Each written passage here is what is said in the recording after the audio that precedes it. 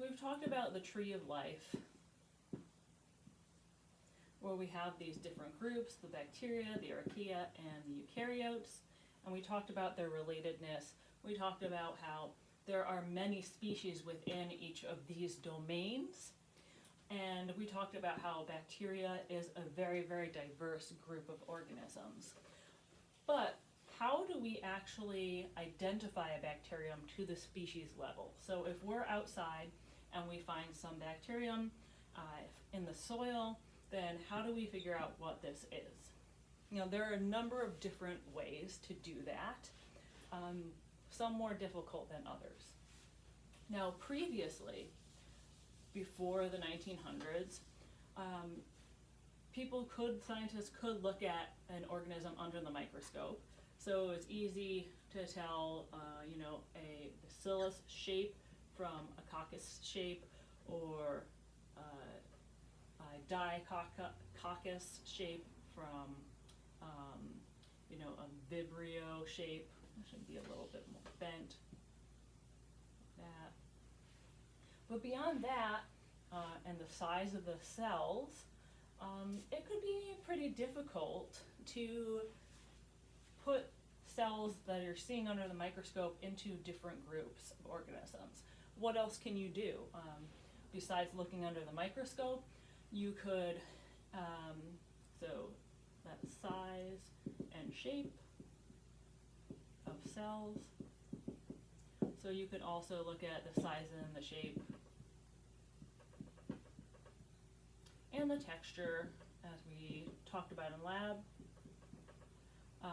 of colonies. And you could look at what type of media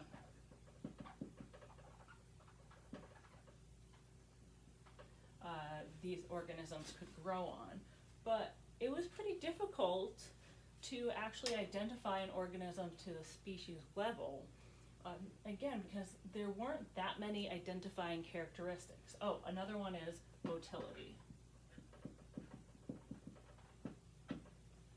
And this is in part why the Koch's postulates were so important, because they helped to show a connection not only between disease and a certain type of microorganism, but it also helped you to define that microorganism, because it was hard to define them using previous methods. Nowadays, of course, we have more advanced ways to characterize bacteria. And so we have both DNA sequencing, we have, I want to say, functional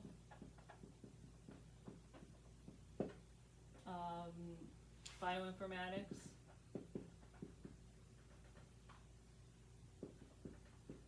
and then we also have advanced biochemical tests. So all three of these are different ways to identify bacteria.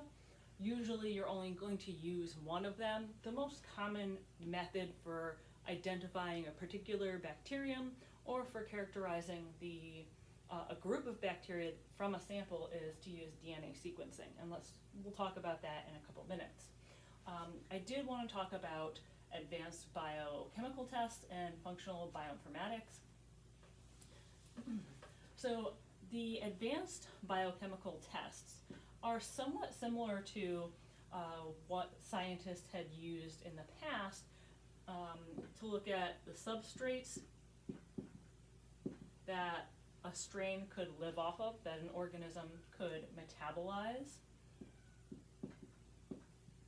and that kind of falls under what type of media do these organisms need, or can they grow on.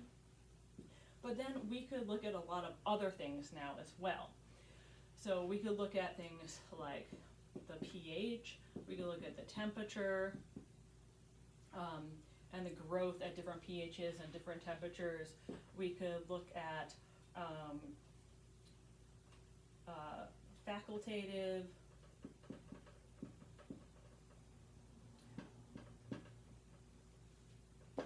versus facultative versus blanking on my words here.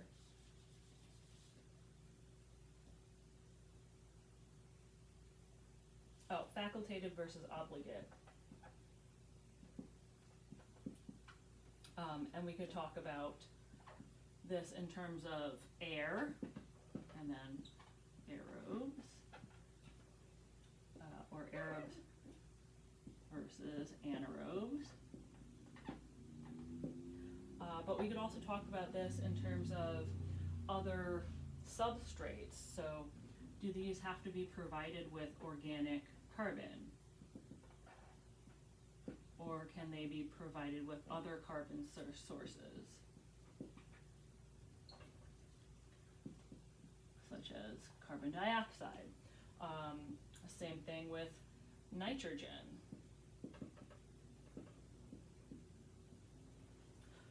And so on.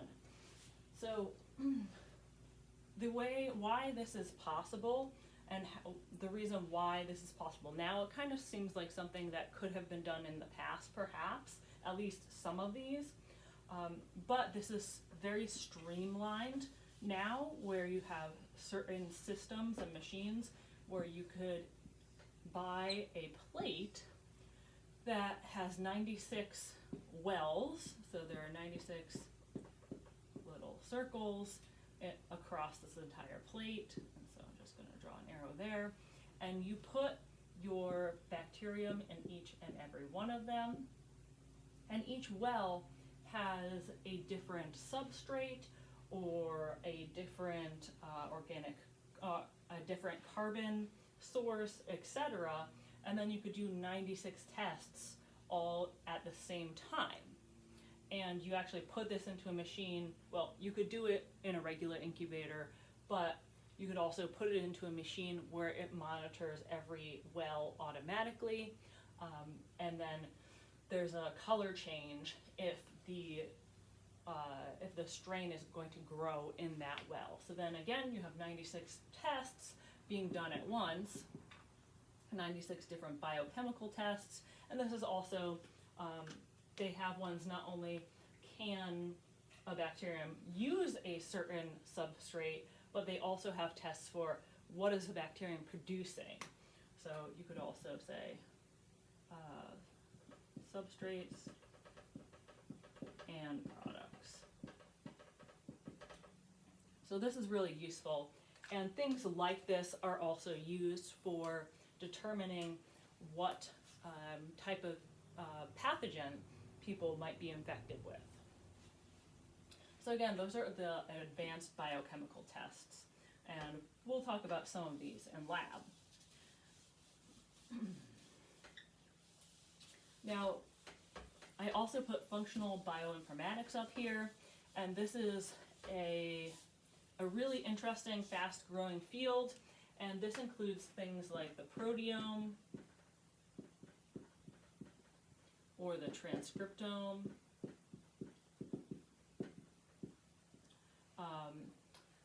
You might have heard of chip analysis.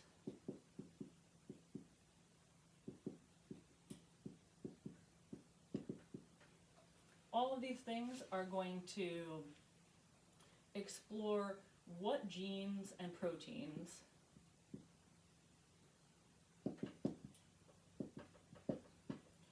a certain strain or a certain organism is making. And you could do this in terms of putting the strain in different situations to see how it responds to stress, for example, or if it can actually metabolize a substrate, and you could see whether or not it can do that by producing a protein that has already been characterized. And the proteome and the transcriptome, whenever you see this OME at the end of a word, it usually means that you're looking at a really wide array of data. And so for these two, you're either looking at all proteins in a sample,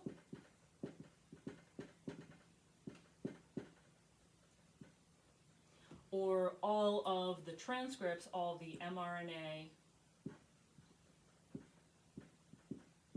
in a sample. And oftentimes, you're not looking at a single organism.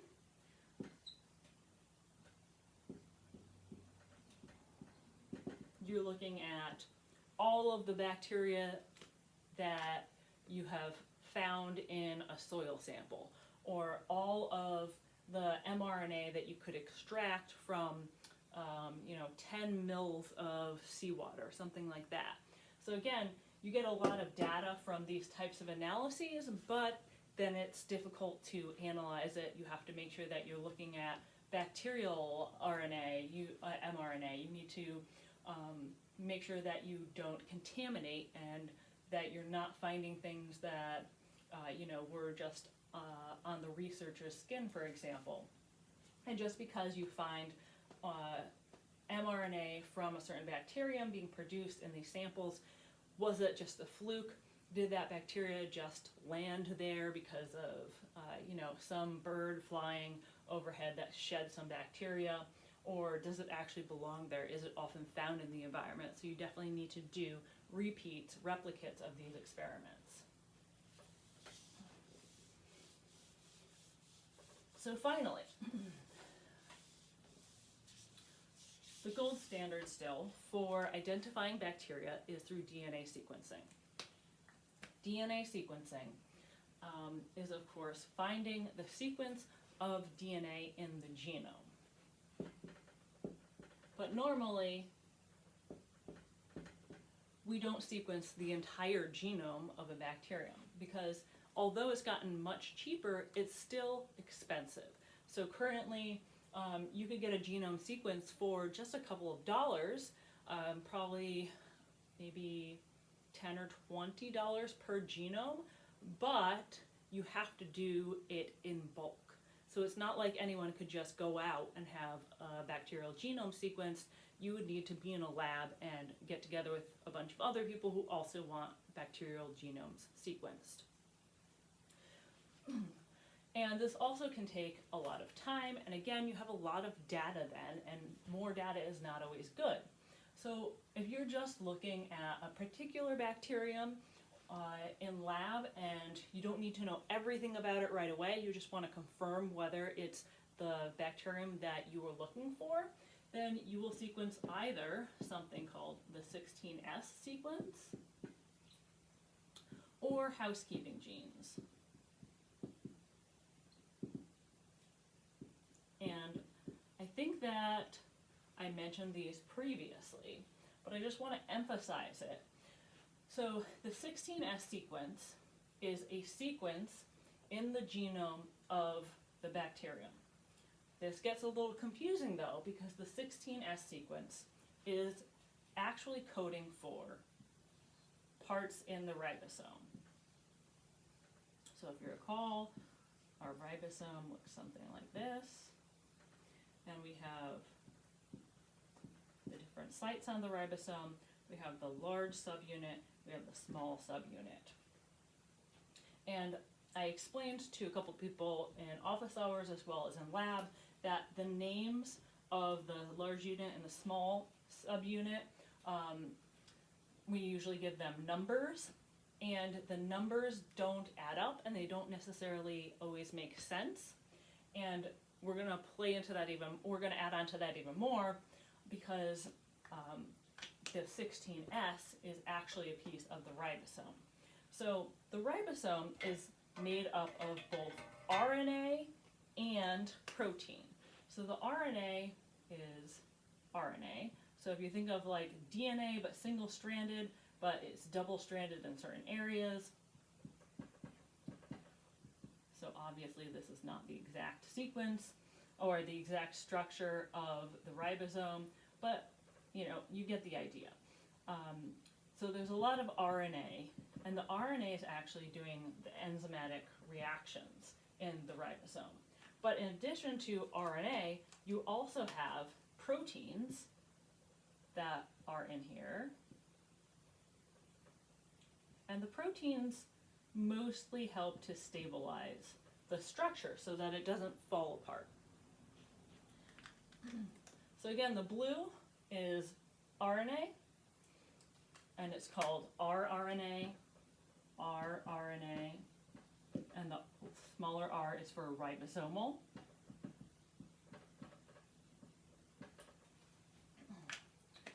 And the black parts in here are protein.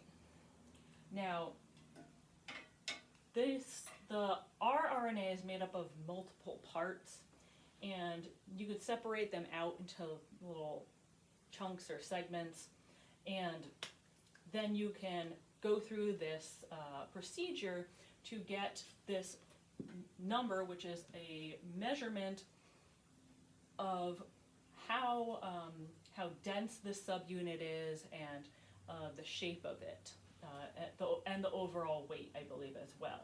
So this is a series of analyses that like a chemist would do on a new protein or on a new molecule. And so that's done for different segments of the ribosome, and here I've just drawn the large subunit. And one of those pieces is has the measurement of 16S, that is the number assigned to its density and its weight. And this 16S is rRNA. And of course it's coded for in the genome. So transcription, we read the DNA sequence and transcribe the 16S sequence, which is part of the rRNA. And we never do translation here because this is not turning into a protein. So we do not go through translation with these rRNA sequences. And this sequence in particular is used for DNA sequencing and identification of organisms in the bacterial domain because it doesn't change that much. It's a crucial part of the ribosome. Again, if you mutate your ribosome very much, then you might inhibit your ability to make proteins. So this sequence is not fast evolving. It doesn't accumulate a lot of errors. It accumulates a few errors slowly over time. So then if you have two genomes, or sorry, not genomes, if you have two 16S sequences, 16S from organism A and 16S from organism B, and if you compare them, and they end up being, we'll do that, they end up being 98% similar, or 98% identical, then we would say they're the same species.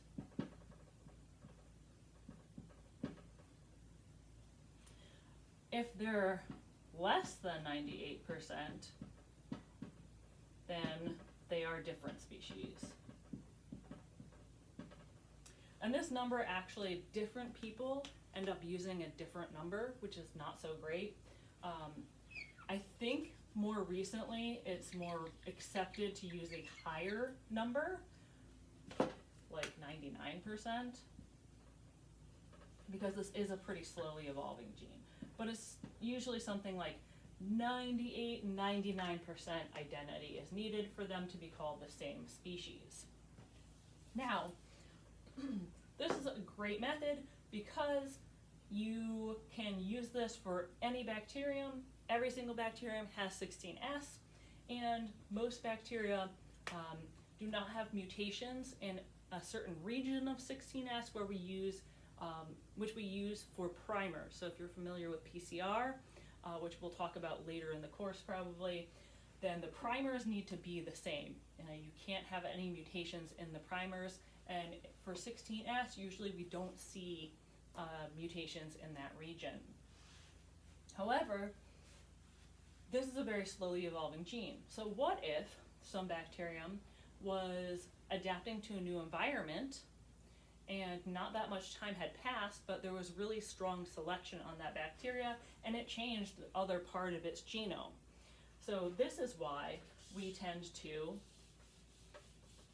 also look at housekeeping genes, and housekeeping genes are genes that are not 16S. So these are protein coding, and they're usually things that every single bacterium will have. So gyrase or gyre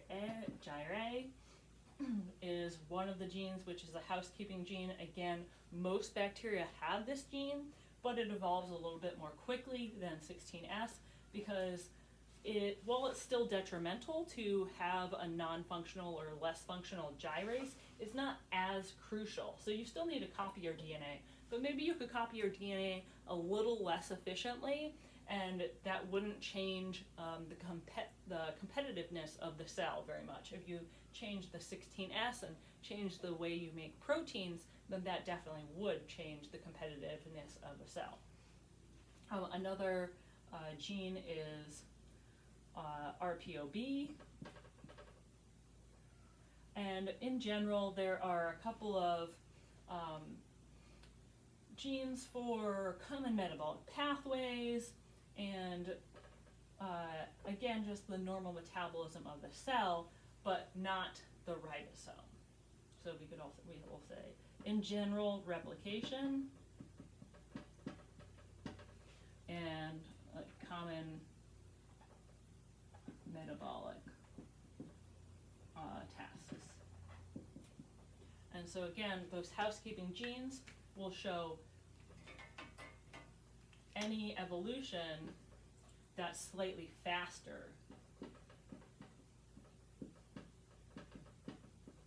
And so what does that mean? Well, it means that we could tell apart two bacterial lineages that are more closely related than the 16S would show. So for example, for a long time, there were different types of E. coli that were all shown, or they were all called E. coli because they look the same under the microscope, they have similar characteristics when you grow them up, but they actually had different, they showed up in different ways in terms of pathology. So some E. coli would infect the stomach or the gastrointestinal tract. Some would cause internal bleeding. So this one's more rare, obviously. And then other E. coli had no pathogenic effect.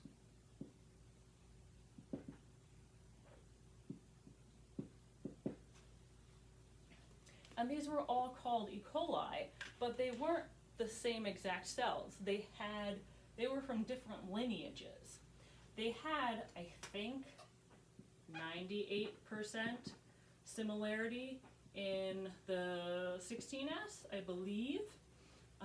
So they were really close. They're really closely related. But if you looked at housekeeping genes, and this is one of the papers I published in grad school, you saw that there were different groups. Some groups were those that tended to be found internally, and you could actually find E. coli that were just found in birds, for example, or an E. coli lineage that was just found in mammals. So again, you wouldn't be able to tell that from the 16S, but you could tell that from housekeeping genes.